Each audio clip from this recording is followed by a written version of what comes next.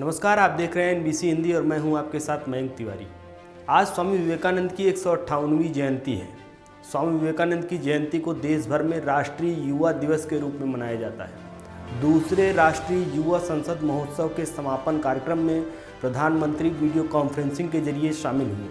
प्रधानमंत्री ने कहा कि आज का दिन महत्वपूर्ण है क्योंकि संसद के सेंट्रल हॉल में राष्ट्रीय युवा संसद समारोह आयोजित किया जा रहा है, जो हमारे संविधान के निर्माण का गवाह था।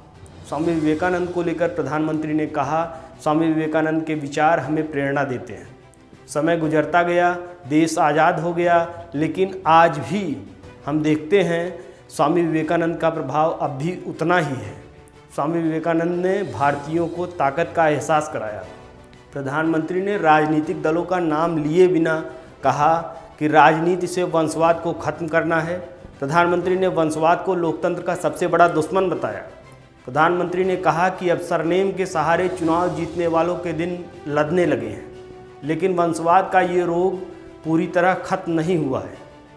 प्रधानमंत्री ने कहा कि अब भी ऐसे लोग हैं जिनका विचार, जिनका आचार, जिनका लक्ष्य सब कुछ अपने परिवार की राजनीति और राजनीति में अपने परिवार को बचाने का है। ये राजनीतिक वंशवाद लोकतंत्र में तानाशाही के साथ ही अक्षमता को भी बढ़ावा देता है। राजनीतिक वंशवाद नेशन फर्स्ट के बजाय सिर्फ मैं और मेरा परिवार, इसी भावना को मजबूत करता है। बदलाव अभी भी बाकी है और ये बदलाव देश के युवाओं को, आपको ही करने हैं। लोकतंत्र का एक सबसे बड़ा दुश्मन पनप रहा है और वो है राजनीतिक वंशवाद।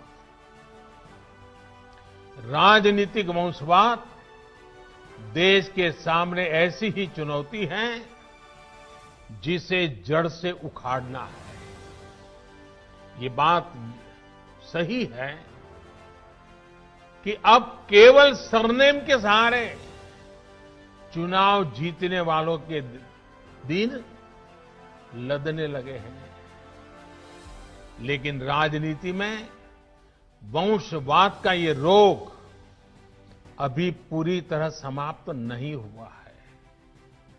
अभी भी ऐसे लोग हैं जिनका विचार, जिनका आचार, जिनका लक्ष्य सब कुछ अपने परिवार की राजनीति और राजनीति में अपने परिवार को बचाने का ही है।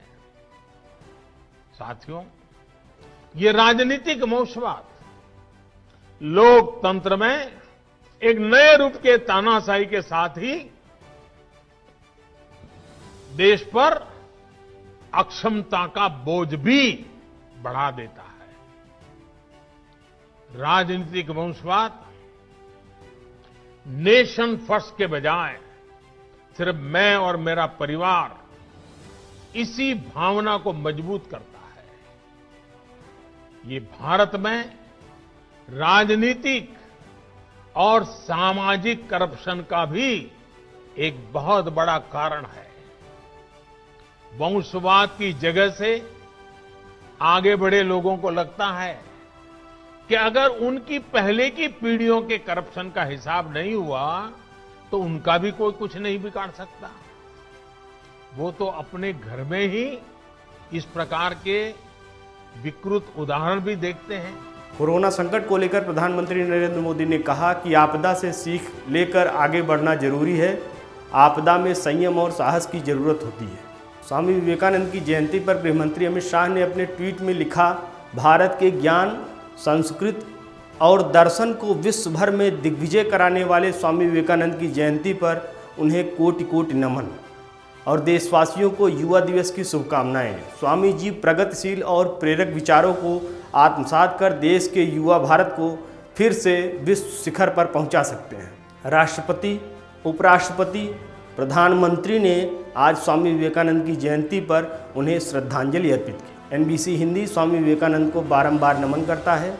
भारत के युवाओं को स्वामी विवेकानंद से सीख लेना चाहिए और उनके आदर्शों पर चलकर देश के लिए विकास का मार्ग प्रशस्त करना चाहिए।